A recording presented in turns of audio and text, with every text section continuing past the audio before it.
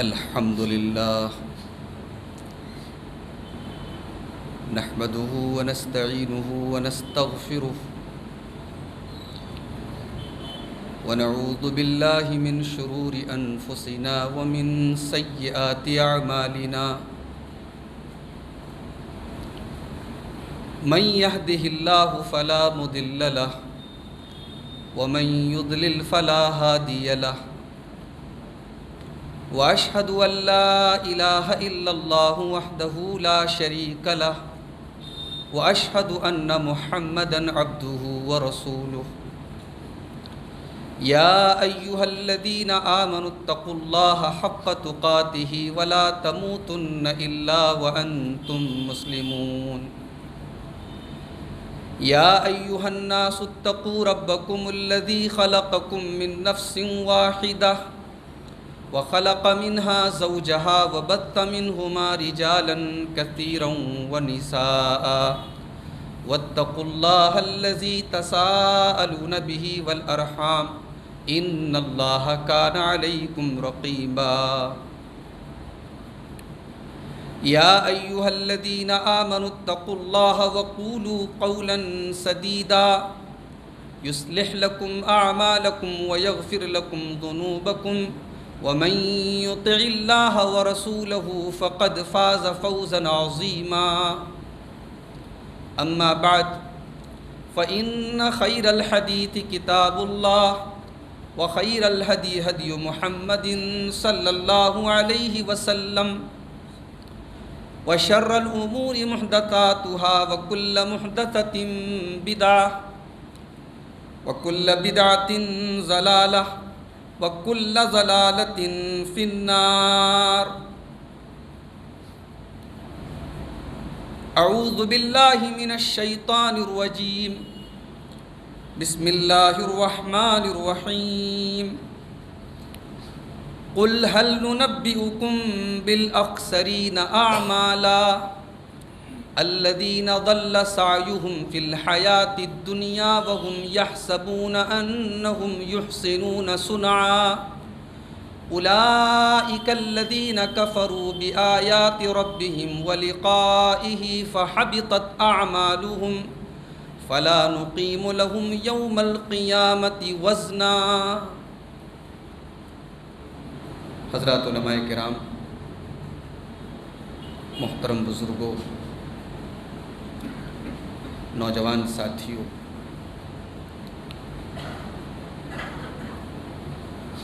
مسجد اہل حدیث باگڑ بلی کی تعمیر نو کے بعد غالباً اس گراؤنڈ فلور میں پہلی بار آج نماز ادا کی گئی اور اس موقع سے آج کی یہ خوبصورت مجلس سجائی گئی. ہمارے معزز مہمان فضیلت الشیخ ڈاکٹر عبدالغنی الکوفی حفظہ اللہ تزکیہ نفس کے حوالے سے بڑی پرمغز گفتگو فرما رہے تھے. اللہ تعالیٰ شیخ محترم کی باتوں پر ہم سب کو عمل کی توفیق عطا فرمائے. اس سے پہلے کہ میں اپنے اصل موضوع پر کچھ گفتگو کروں، سب سے پہلے میں اس مسجد کے ذمہ داران کو اور ان تمام اہل خیر کو جن کے تعاون سے مسجد کی تعمیر کا یہ کام انجام کو پہنچا ہے، میں ان سب کو مبارکباد دیتا ہوں اور اللہ سے دعا کرتا ہوں اللہ ان کی اس کوشش کو قبول فرمائے. مسجد کی تعمیر اس دنیا کے سب سے بہترین کاموں میں سے ایک کام ہے. یہ ایمان کی علامت ہے، یہ اللہ کے خوف کی علامت ہے. اللہ تعالیٰ نے سورہ توبہ کے اندر فرمایا انما یعمر مساجد اللہ من آمن باللہ والیوم الآخر. اللہ کی مسجدوں کو وہی لوگ تعمیر کرتے ہیں جو اللہ پر ایمان رکھتے ہیں، جو قیامت کے دن پر ایمان رکھتے ہیں. وَأَقَامَ الصَّلَاةَ وَآتَى الزَّكَاةَ وَلَمْ يَخْشَ إِلَّا اللَّهَ. نماز قائم کرتے ہیں، زکوٰۃ ادا کرتے ہیں، صرف اللہ سے ڈرتے ہیں. یہ ان کی کوالٹی اللہ تعالیٰ بیان کر رہا ہے جو مسجدوں کو تعمیر کریں. یہاں ہمارے سامنے جو لوگ بیٹھے زیادہ تر تاجر پیشہ لوگ، تجارت سے جو لوگ وابستہ ہوتے ہیں، فیوچر پلاننگ، اچھا مستقبل بنانا، یہ سب کا ایک سپنا ہوتا ہے۔ مسجد کی تعمیر ہمارے آخرت کے فیوچر کو بہتر بناتی ہے۔ مرنے کے بعد بھی یہ مسجد ہمارے کام آئے گی۔ اس مسجد کی اینٹوں میں، اس مسجد کے در و دیوار میں ہم نے اگر اپنا پیسہ لگایا ہے، اپنا وقت لگایا ہے، اپنی انرجی لگائی ہے، ہمارے ماتھے سے ٹپکا ایک پسینہ بھی، اس پسینے کا ایک قطرہ بھی انشاءاللہ رائے نہ نہیں جائے۔ اللہ کے نبی صلی اللہ علیہ وسلم فرماتے ہیں، ابن ماجہ کی روایت ہے، ان مما یلحق المؤمن بعد موتہ، مومن کی موت کے بعد بھی کچھ چیزیں اس کے کام آتی ہیں۔ اس میں ایک چیز اللہ کے رسول صلی اللہ علیہ وسلم فرمائی، وہ مسجدن بناؤ، کسی مسجد کی تعمیر میں اگر اس نے حصہ لیا ہے، وہ مسجد جب تک باقی ہے، اس کے در و دیوار جب تک باقی ہیں، جب تک وہاں روئے زمین پر اس مسجد کے اندر اللہ کی بارگاہ میں سجدہ ہو رہا ہے، قرآن کریم کی تلاوت ہو رہی ہے، اللہ کا ذکر ہو رہا ہے، وہ مسجد اس انسان کے مرنے کے سینکڑوں برس بعد بھی اگر وہ مسجد قائم ہے، انشاءاللہ اس کو ثواب ملتا ہے۔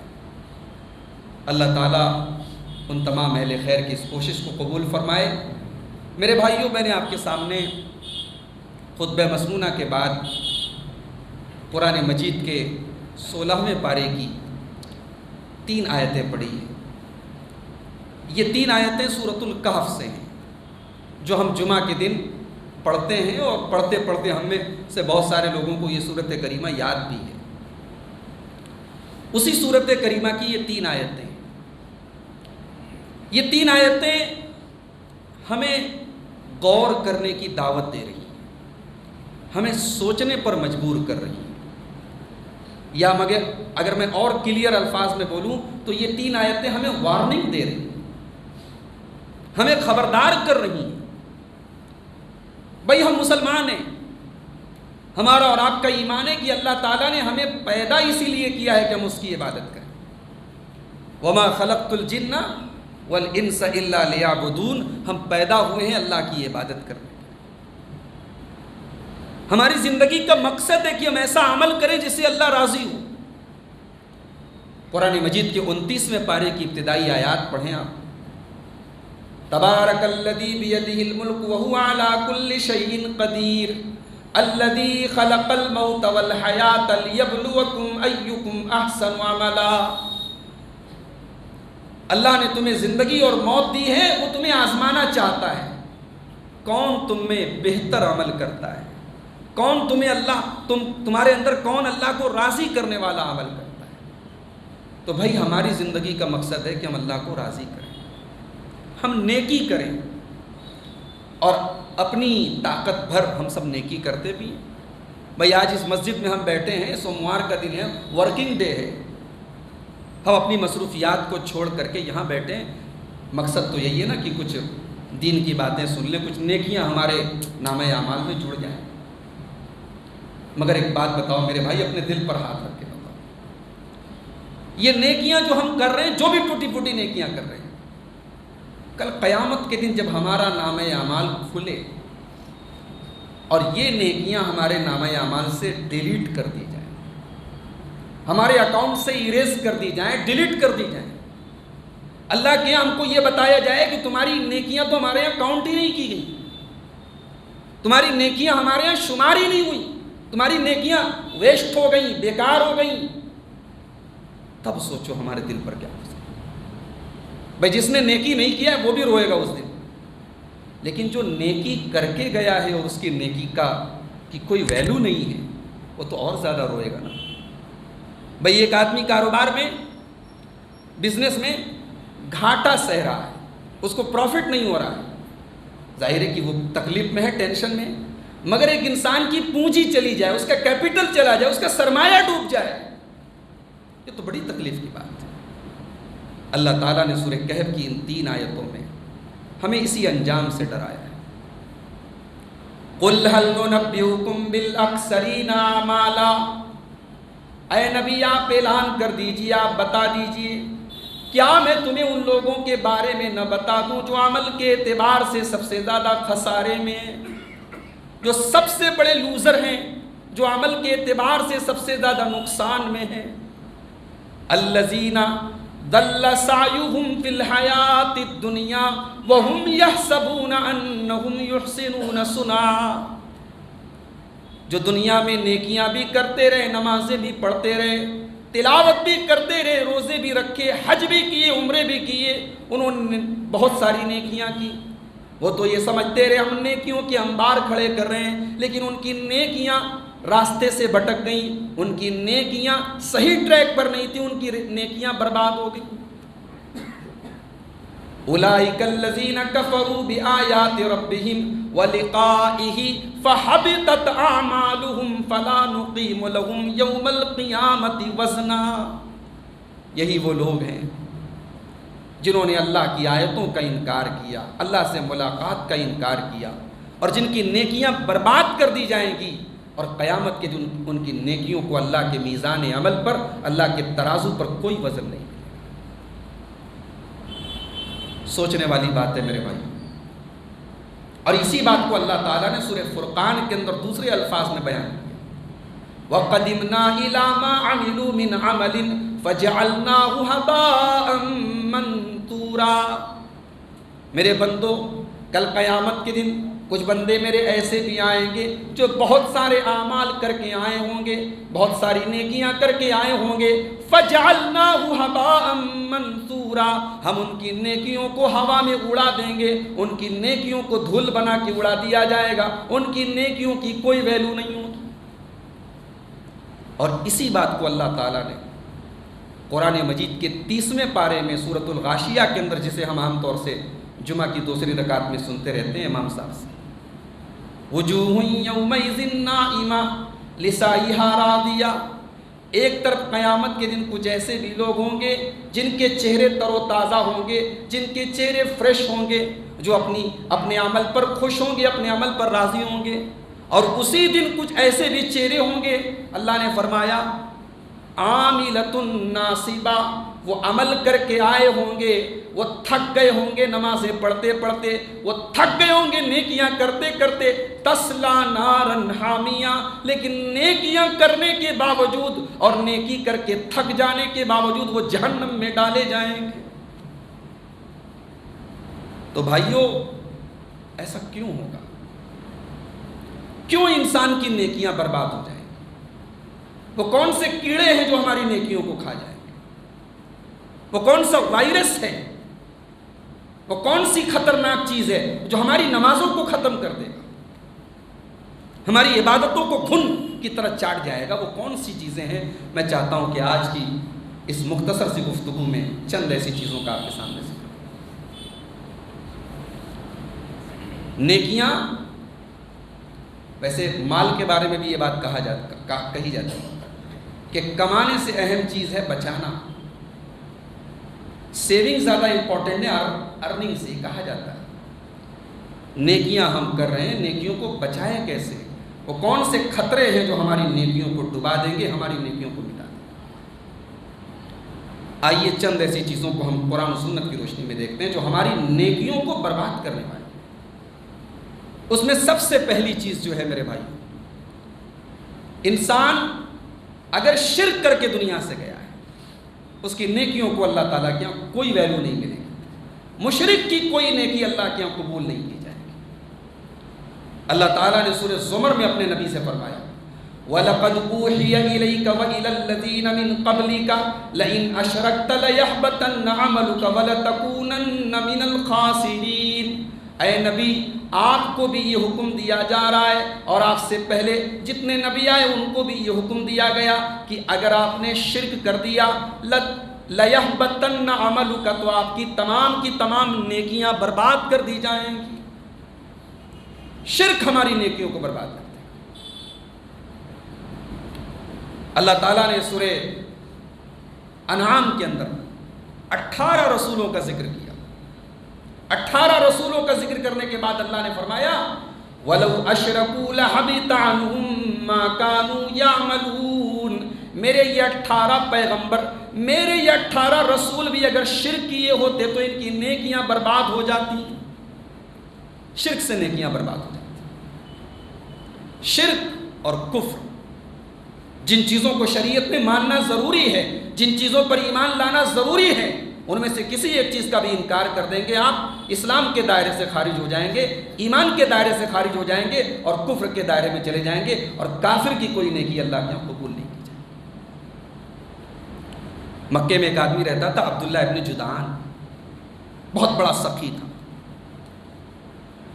امام نووی نے نقل کیا ہے شرح مسلم کے اندر، اتنا بڑا سخی تھا کہ کھانے کی اتنی بڑی بڑی دیگیں بنتی تھی اس کے حکم سے کہ سیڑھی چڑھ کے لوگ دیگ سے کھانا نکالتے تھے۔ یہ قبیلہ بنو تمیم کا تھا، حضرت ابوبکر کے قبیلے کا تھا، بہت نیک آدمی تھا اپنے دور میں، غریبوں کی مدد کرتا تھا، مہمانوں کو کھانا کھلاتا تھا، رشتہ داروں کو بڑا نوازتا تھا۔ اما عائشہ نے پوچھا کہ یا رسول اللہ، ابن جدعان فی الجاہلیتی کانا یصل الرحم ویطعم المسکین، اے اللہ کے رسول، یہ عبداللہ ابن جدعان جو تھا یہ دور جاہلیت میں بہت غریبوں کی مدد کرتا تھا، مسکینوں کو کھانا کھلاتا تھا، رشتہ داروں کے ساتھ بھلائی کرتا تھا، فہل ذاک نافعہ، اے اللہ کے نبی کیا ابن جدعان کی نیکیاں اس کے کام آئیں گی؟ اللہ کے نبی صلی اللہ علیہ وسلم نے اف بٹ کوئی گنجائش باقی نہیں رکھی۔ اللہ کے نبی نے فرمایا لم لا ينفع، اس کی کوئی نیکی اس کے کام نہیں آئے گی۔ کیوں؟ اتنا بڑا نیک تھا، اتنا غریبوں کا مسیحا تھا، کیوں اس کی نیکیاں اس کے کام نہیں آئیں گی؟ اللہ کے نبی نے فرمایا ابن جدعان نے کبھی کسی دن یہ نہیں کہا تھا رب اغفر لی خطیئتی یوم الدین، اس کی زبان سے کبھی یہ جملہ نہیں نکلا کہ اے میرے رب تو میری خطاؤں کو قیامت کے دن معاف کر دینا۔ یعنی رب کو نہیں مانتا تھا اور قیامت کو نہیں مانتا تھا، کافر تھا، ایمان نہیں تھا اس کے پاس، اور جب ایمان نہیں تھا تو اس نے غریبوں کو کھانا ضرور کھلایا، اس نے مسکینوں کی مدد ضرور کی، اس کی کوئی نیکی آخرت میں کام آنے والی۔ تو یہ پہلی بات یاد رکھیں میرے بھائی۔ ہم لوگ تو ماشاءاللہ بڑی خوش فہمیوں کے شکار رہتے ہیں، بھائی ہماری جماعت میں شرک نہیں ہوتا الحمدللہ، ہم لوگ تو ایک دم توحید، فریش توحید لے کر کے آئے ہیں۔ بھائی صاحب، توحید کی اگر آپ بات کریں تو حضرت ابراہیم تو امام الموحدین تھے، موحدین کے امام تھے حضرت ابراہیم علیہ السلام۔ حضرت ابراہیم علیہ السلام اللہ کی بارگاہ میں دعا کرتے ہیں وَجُنُبْنِي وَبَنِيَّ أَن نَّعْبُدَ الْأَصْنَامَ، اے اللہ تو مجھے اور میری اولاد کو بت پرستی سے بچانا، میری اولاد کے اندر اور میرے اندر شرک نہ ہونے پائے، بت پرستی نہ آنے پائے۔ کتاب التوحید کبھی اگر آپ نے پڑھی ہوگی، شیخ الاسلام امام محمد ابن عبد الوہاب کی کتاب التوحید میں شیخ الاسلام نے ایک چیپٹر قائم کیا، باب الخوف من الشرک، شرک سے ڈرنا چاہیے بھائی۔ اہل حدیث ہیں ہم، موحد ہیں ہم، مزاروں پہ نہیں جاتے، قبروں پہ سر نہیں جھکاتے، غیر اللہ کے نام پہ جانور ذبح نہیں کرتے۔ اس کا یہ مطلب نہیں کہ شرک کی بس یہی قسمیں ہیں، بعض جملے ایسے ہیں جو ہمیں شرک تک پہنچا دیتے ہیں، بعض ایسی حرکتیں ہیں جو ہمیں شرک تک لے کے چلی جاتی ہیں۔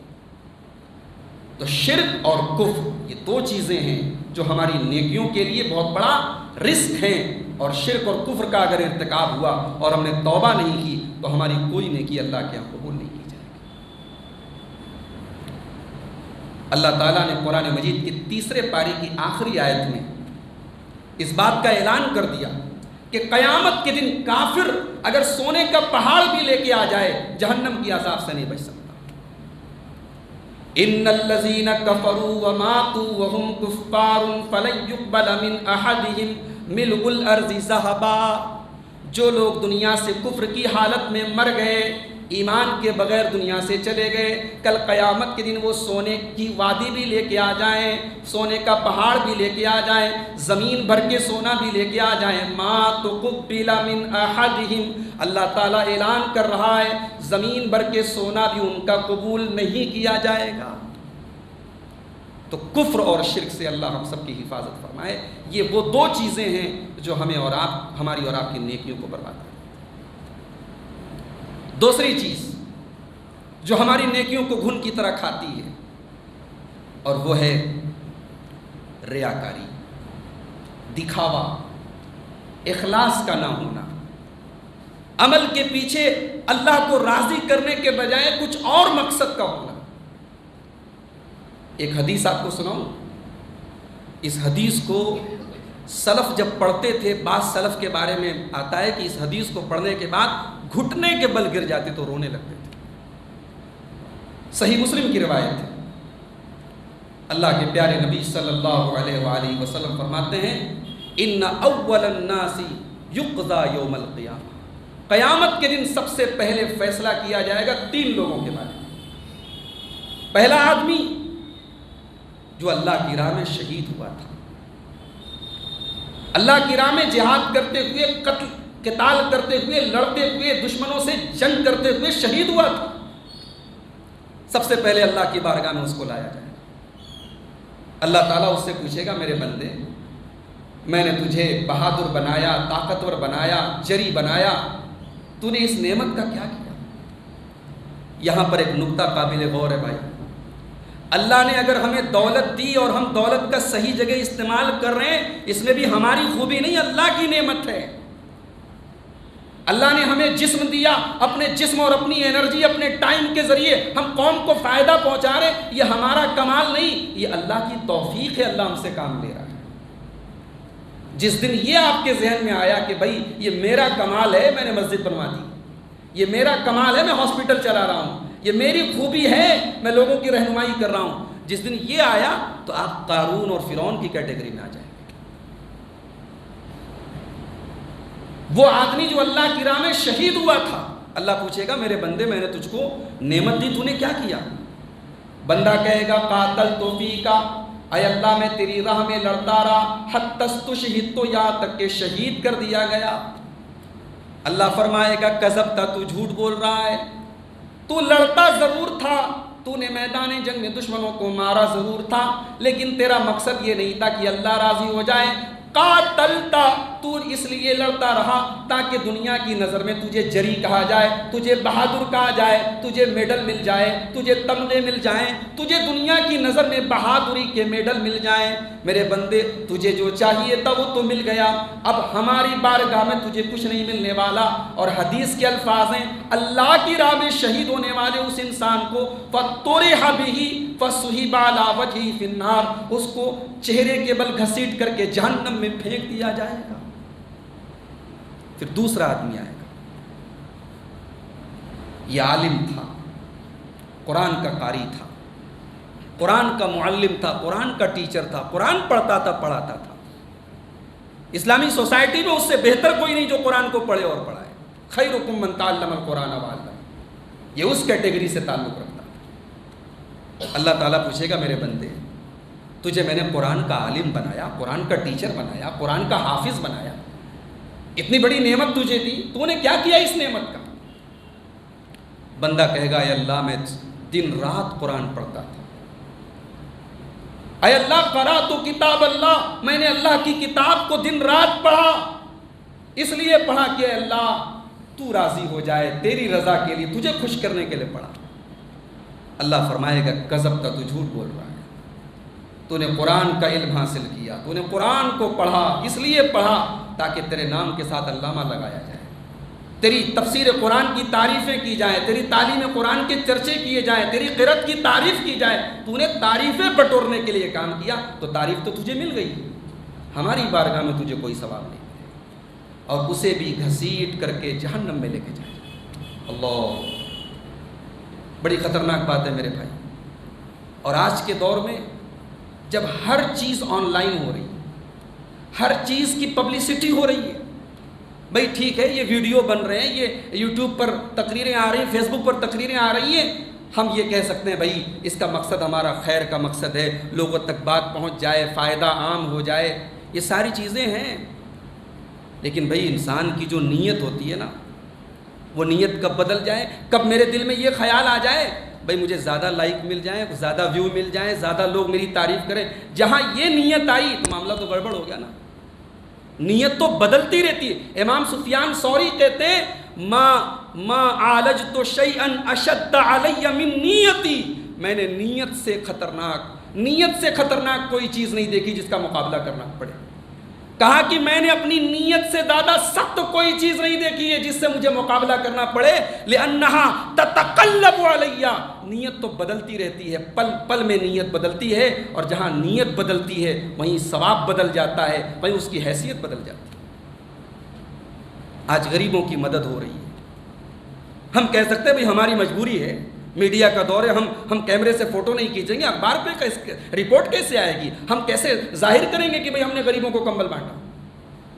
ہمارا مقصد خیر ہے، ہمارا مقصد اچھا ہے، مگر وہ مقصد کب اس میں بدل جائے کہ بھئی ہم یہ کام اللہ کے لیے نہیں کر رہے ہیں، ہماری پبلسٹی ہو جائے، 2-4 اخباروں میں ہماری NGO کا نام بھی آ جائے، ہمارے ہاسپٹل کا نام بھی آ جائے، جہاں یہ مقصد آ گیا میرے بھائی، وہ عمل، وہ نیکی اللہ کے ہاں بیکار ہو جائے گی۔ ریاکاری، اللہ کے نبی صلی اللہ علیہ وسلم اپنے صحابہ سے کہتے ہیں ان اخوف ما اخاف علیکم الشرک الاصغر، اے میرے صحابہ مجھے سب سے زیادہ اگر کسی چیز کا ڈر ہے تو شرک اصغر کا ڈر ہے۔ صحابہ نے کہا اللہ کے رسول یہ شرک اصغر کیا ہے؟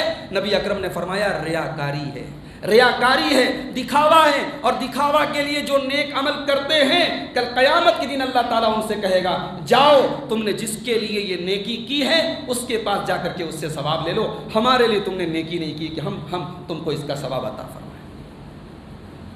آج اخلاص نہیں ہے میرے بھائی، آج ہمارے دلوں کو ٹٹول کے ہم دیکھیں، اپنی نیتوں کو ٹٹول کے دیکھیں، اندر ہمارے نفس کے اندر ہزاروں شرارتیں اور ہزاروں خباثتیں بنی پڑی۔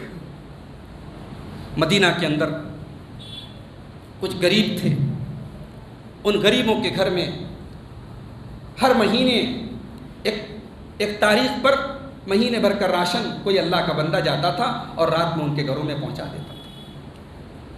غریبوں کو پتا بھی نہیں کہ ہمارے گھر میں کون آ رہا ہے، ہر مہینے راشن پہنچا رہا ہے۔ وقت گزرتا رہا، غریبوں کا بھلا ہوتا رہا، پھر ایک دن ایسا ہوا کہ مدینہ میں ایک انتقال ہوا، ایک میت پڑی، اور یہ میت کس کی تھی؟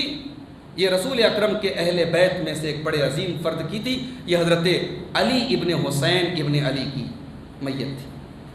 یہ اللہ کے رسول کے نواسے کے بیٹے ہیں، حضرت حسین کے بیٹے علی ابن حسین کا انتقال ہوتا ہے، ان کی میت پڑتی ہے۔ اور جب علی ابن حسین کو نہلانے کے لیے ان کے بدن کے کپڑے جب اتارے جاتے ہیں تو بوریوں کے موٹے موٹے نشان ان کی پیٹھ پر پائے جاتے ہیں۔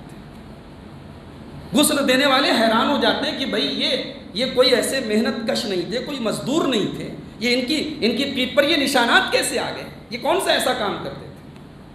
دھیرے دھیرے یہ خبر پورے مدینے میں پھیل گئی کہ حضرت علی ابن حسین رحمہ اللہ کی پیٹھ پر وہ بڑے موٹے موٹے نشان پائے گئے ہیں بورے کے۔ اس دن یہ راز کھلا کہ مدینہ کے ان کئی درجن بلکہ سینکڑوں گھروں میں اناج کے بورے اور مہینے کی ہر ایک مخصوص تاریخ کو پابندی سے اناج کی اور راشن کے بورے پہنچانے والے وہ کوئی اور نہیں، وہ رسول کے اہل بیت کے ایک فرد تھے، وہ حضرت علی ابن حسین تھے۔ اللہ اکبر! آج ایسی نیکیاں کہاں ملتی ہیں میرے بھائی؟ آج ایسا اخلاص کہاں ملتا ہے؟ آج نیکیوں سے زیادہ نیکیوں کی پبلسٹی کی فکر ہے، آج اپنے عمل سے زیادہ ہمیں اس بات کی فکر ہے ہماری نیکیاں کیسے لوگوں کو پتہ چل جائیں، کیسے پتہ لگے ہم نے کتنے کارنامے کیے، کتنے جھنڈے گاڑے۔ اللہ ہماری نیتوں کی حفاظت فرمائے۔ انما الاعمال بالنیات، صحیح بخاری کی پہلی حدیث ہے، اعمال کا دار و مدار نیت پر ہے۔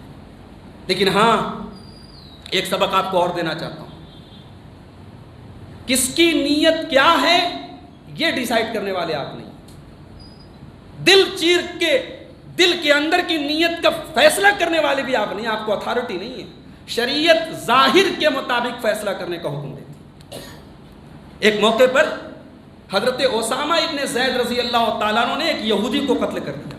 یہودیوں کے علاقے میں مسلمانوں کا لشکر گیا، ایک یہودی لا الہ الا اللہ پڑھ رہا تھا، حضرت اسامہ ابن زید نے قتل کر دیا اس کو۔ جب یہ لوگ مدینہ پہنچے، اللہ کے رسول کو پتہ چلا، اللہ کے رسول کا چہرہ غصے سے لال ہو گیا۔ اللہ کے نبی نے کہا کہ اے اسامہ تم نے کیسے قتل کر دیا اس کو؟ کہا یا رسول اللہ اس نے جان بچانے کے لیے کلمہ پڑھا تھا، اس کے دل میں کلمہ نہیں تھا، اس کے دل میں اسلام نہیں تھا۔ اللہ کے نبی نے بڑا پیارا جملہ استعمال کیا، فرمایا حلا شققت قلبہ، اے اسامہ اس کا دل کیوں نہیں چیر کے دیکھ لیا؟ اس کا دل چیر کے دیکھ لیتے، اس نے دل سے کہا تھا کہ زبان سے کہا تھا؟ تو یہ صحیح بات ہے کہ اللہ تعالیٰ نیت کے حساب سے ہمیں بدلہ دے گا، مگر کس کی نیت کیا ہے یہ ڈیسائیڈ کرنے والے ہم بھی نہیں ہیں میرے بھائی، ہم فیصلہ کریں گے ظاہر کے اعتبار سے۔ تو دوسری چیز جو ہماری نیکیوں کو کھا جاتی ہے وہ ریاکاری۔ تیسری چیز جو ہماری نیکیوں کے لیے زہر ہے وہ ہے تنہائی میں کیے جانے والے گناہ، خلوت میں کیے جانے والے گناہ۔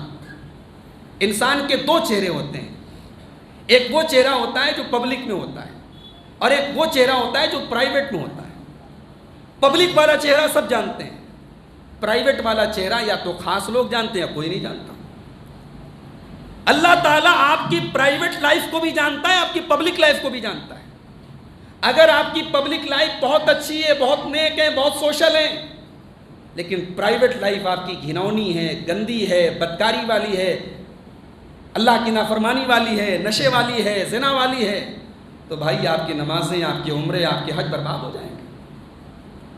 حضرت ثوبان رضی اللہ تعالیٰ عنہ کی حدیث ہے، ابن ماجہ کی صحیح روایت ہے، فرماتے ہیں کہ اللہ کے نبی نے ارشاد فرمایا لَأَعْلَمَنَّ أَقْوَامًا مِّنْ أُمَّتِي يَأْتُونَ يَوْمَ الْقِيَامَةِ، میں اپنی امت کے کچھ ایسے لوگوں کو جانتا ہوں جو قیامت کے دن نیکیوں کا پہاڑ لے کر کے آئیں گے، نیکی نہیں، نیکیوں کا پہاڑ لے کر، فَيَجْعَلُهَا اللَّهُ عَزَّ وَجَلَّ هَبَاءً مَنْثُورًا، اللہ تبارک و تعالیٰ ان کی نیکیوں کو برباد کر دے گا، ان کی نیکیوں کو اڑا کر کے خاک کر دے گا۔ حضرت ثوبان رضی اللہ تعالیٰ عنہ نے فوراً کہا کہ اے اللہ کے رسول صفہم لنا وجلہم لنا، اے اللہ کے رسول یہ کون لوگ ہوں گے، ذرا کھل کر کے بتا دیجئے، ان لا نکون منہم، تاکہ ہم ان میں سے نہ ہو جائیں۔ صحابہ کو اپنے بارے میں پہلے ڈر ہوتا تھا، ہم ان میں سے نہ ہو جائیں۔ نیکیوں کا پہاڑ کرنے کے بعد بھی اللہ تعالیٰ نیکیوں کو برباد کر دے، اے اللہ کے رسول جلدی سے بتا دیجئے کہیں ہم ان لوگوں میں سے نہ ہو جائیں۔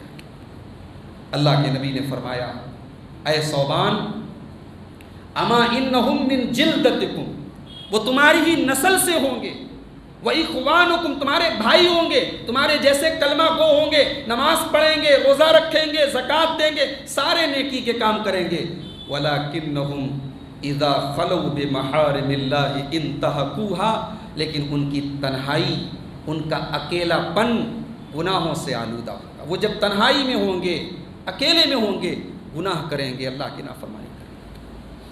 آج ہم سب کے ہاتھ میں موبائل ہے میرے بھائی، اس موبائل نے خلوت کے گناہوں کو بہت آسان کر دیا ہے۔ تنہائی میں ہے، موبائل پر آپ کیا دیکھ رہے ہیں، کس سے باتیں کر رہے ہیں، کس سے چیٹنگ کر رہے ہیں، کون جانتا ہے؟ آپ جانتے ہیں، آپ کا رب جانتا ہے۔ اس موبائل نے آج ہم کو لا کر کے اس امتحان پہ کھڑا کر دیا ہے کہ اب گناہ کے بیچ میں اور آپ کے بیچ میں صرف ایک چیز رکاوٹ ہے، اللہ کا ڈر ہے۔ آپ اللہ سے کتنا ڈرتے ہیں یہ ڈیسائیڈ کرے گا آپ کا موبائل۔ کورونا کے اس دور میں مدرسوں میں، اسکولوں میں آن لائن پڑھائی ہو رہی ہے۔ پہلے پیرنٹس بچوں کو موبائل دیتے نہیں تھے، اب دینا مجبوری ہے۔ ایک مدرسے کا واقعہ آپ کو بتاؤں، کلاس کا گروپ بنا ہے، چھوٹے بچوں کا گروپ بنا ہے، گروپ میں ایک گندی تصویر آ گئی، ایک فحش فوٹو آ گیا، ایک بچے کے نمبر سے فحش فوٹو آ گیا، گندا فوٹو آ گیا، فوراً نمبر پہ کال کیا گیا، اسکول کی طرف سے، مدرسے کی طرف سے، پیرنٹ کو بلایا گیا، والد کو بلایا گیا، رات کو 2 بجے وہ فوٹو گروپ میں آیا تھا، پوچھا گیا جناب یہ آپ کے موبائل سے یہ فوٹو آیا ہے؟ اب حضرت کہہ رہے ہیں کہ میرا موبائل اور لوگوں کے ہاتھ میں بھی رہتا ہے، محلے کے بھی کچھ لوگ لے لیتے ہیں، ہو سکتا ہے کسی نے یہ حرکت کی۔ بھائی 2 بجے رات میں محلے کے لوگ آپ کا موبائل لے کے کیا کریں؟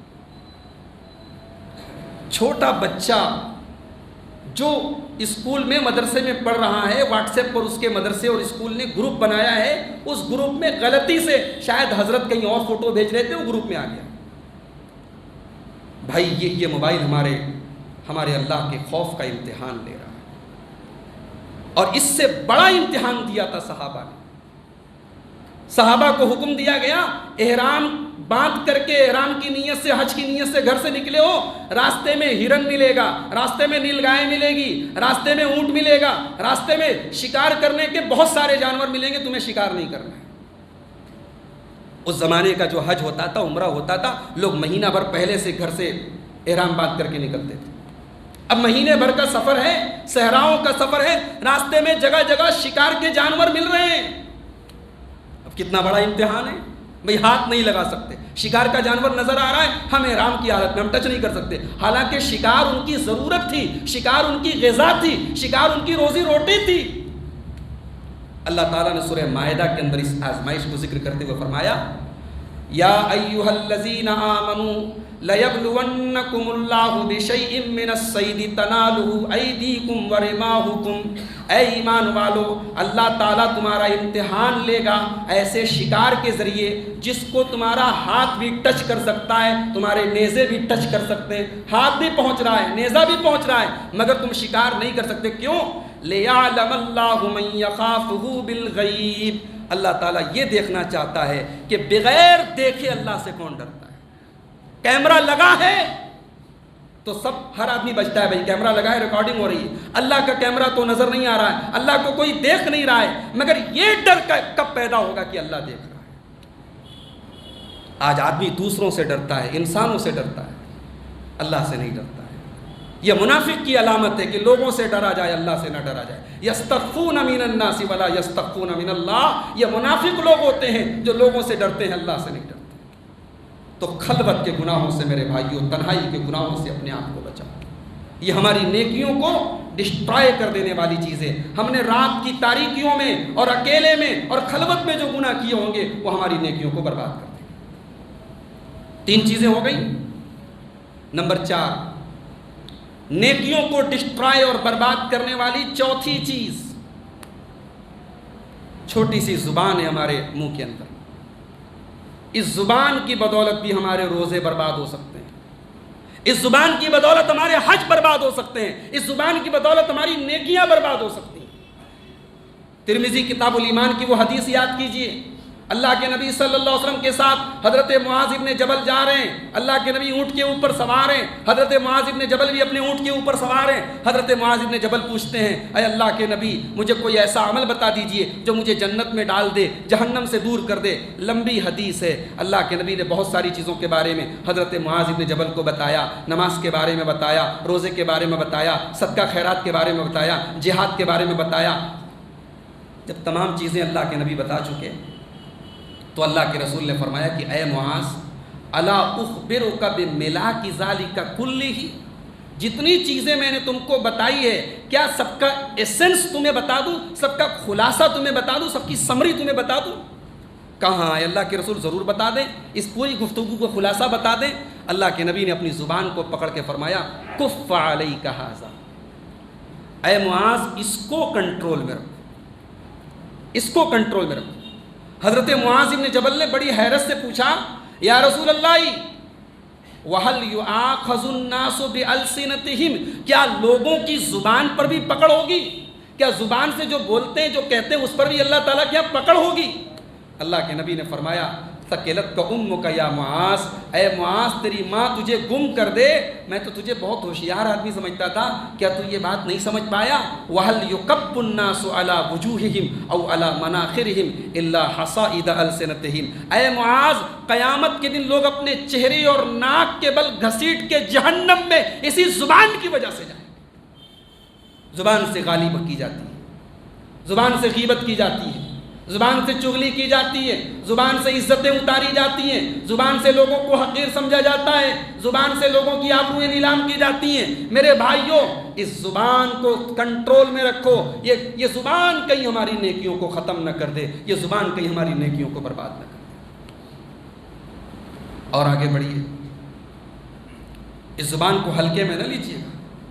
حضرت عمر فاروق رضی اللہ تعالیٰ عنہ کبھی کبھی اپنی زبان کو پکڑتے تھے اور کہتے تھے، ان ھذا لاوردنی الموارد، اے اللہ میں اس زبان کا کیا کروں، اس زبان نے مجھے بڑی ہلاکت کی جگہوں پہ ڈال دیا۔ بھائی عمر فاروق جیسا آدمی اپنی زبان کی خطاؤں اور اپنی زبان کی غلطیوں پر کو سوچ کر کے اگر تڑپ رہا ہے اور رو رہا ہے تو ہماری اور آپ کی کیا اوقات ہے؟ میرے بھائیوں، اپنی زبان کو ہم کنٹرول کریں اور زبان سے کیے جانے والے گناہوں کو کنٹرول کرنے کی کوشش کریں۔ زبان سے کی جانے والی لغزشیں ہماری نیکیوں کو برباد کرتی ہیں۔ اور آگے بڑھیے، 5ویں چیز، شیخ محترم کی تقریر ابھی آپ نے سنی، تزکیہ نفس، نفس کو پاک کرنا ہے۔ بھائی نفس کا کیا مطلب ہے؟ نفس کی حقیقت یہ ہے کہ اپنے دل کو پاک کیا جائے۔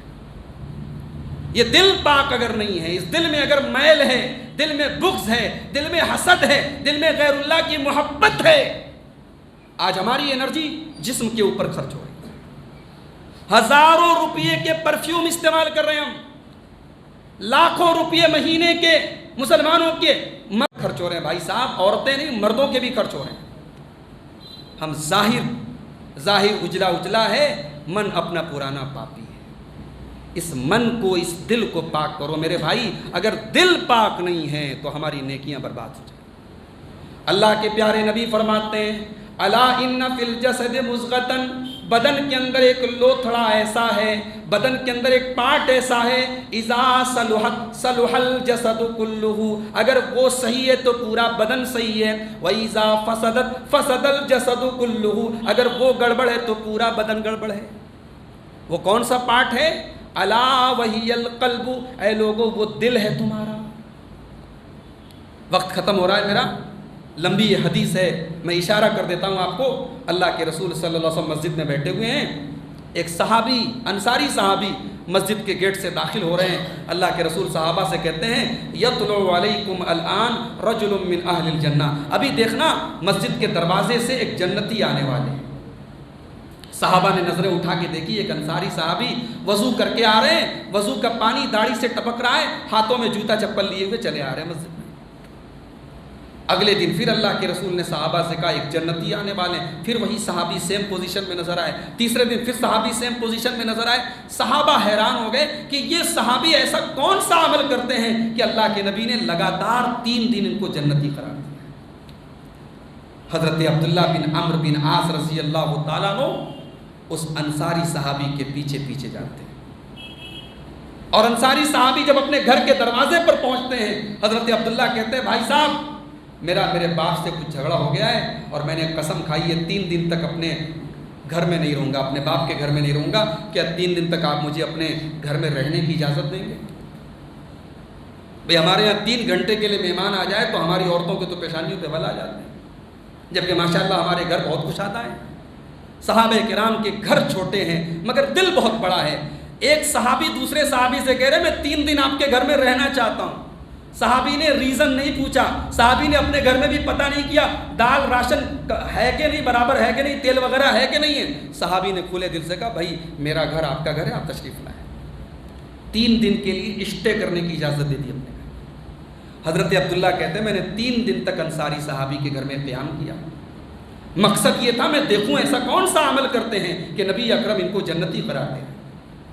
3 دن گزر گئے، میں نے انصاری صحابی سے کہا کہ بھائی صاحب میرے باپ سے کوئی جھگڑا نہیں ہوا ہے، میرا اصل مقصد یہ تھا، رسول اکرم صلی اللہ علیہ وسلم نے 3 دن لگاتار آپ کو جنتی کہا ہے، میں دیکھنا یہ چاہتا تھا ایسا کون سا عمل آپ کرتے ہیں کہ آپ جنتی ہیں، مگر معاف کیجئے مجھے ایسا کوئی عمل نظر نہیں آیا۔